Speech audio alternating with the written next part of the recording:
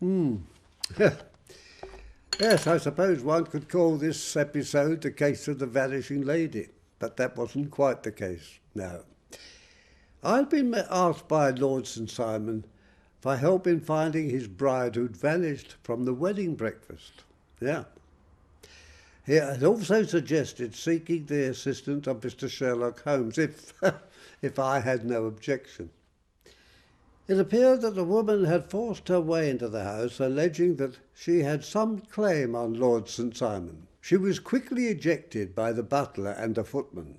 I learned from another footman that the bride had been seen leaving the house, and he thought it was one of the guests. Well, on my arrival at Mr. Holmes' rooms in Baker Street, he greeted me with his usual high spirits.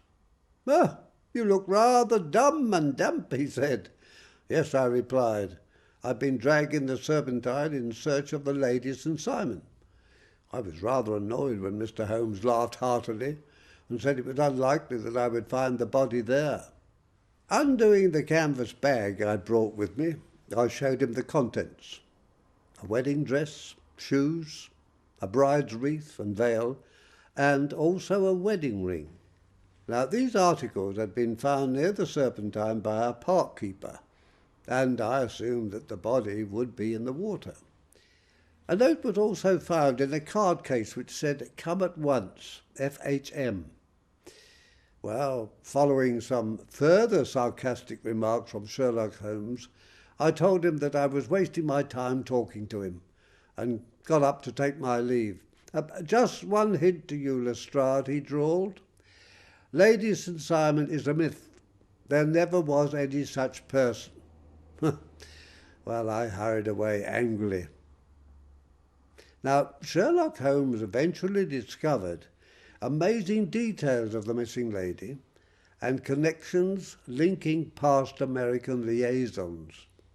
No bodies, no murders or violence in this gripping episode called The Adventures of the Noble Batchelor.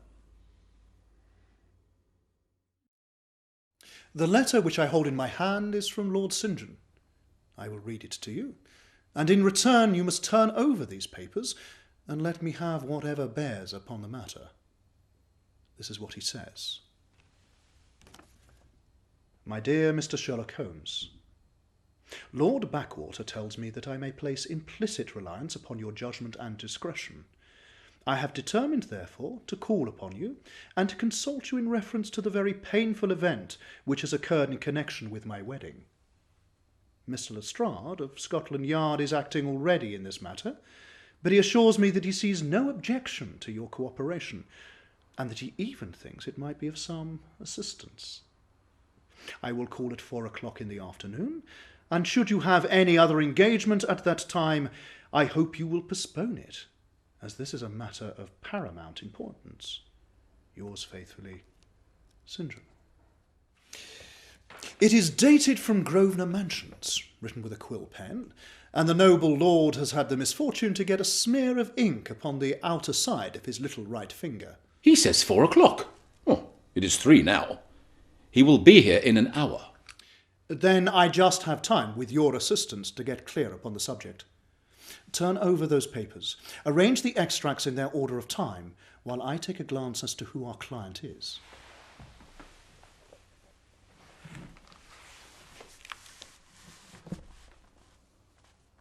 Ah, here it is. Lord Robert Walsingham de Vere St. John, second son of the Duke of Balmoral. Arms, azure, 3 caltrops in chief over a fess sable. Born in 1846. He's 41 years of age, which is mature for marriage.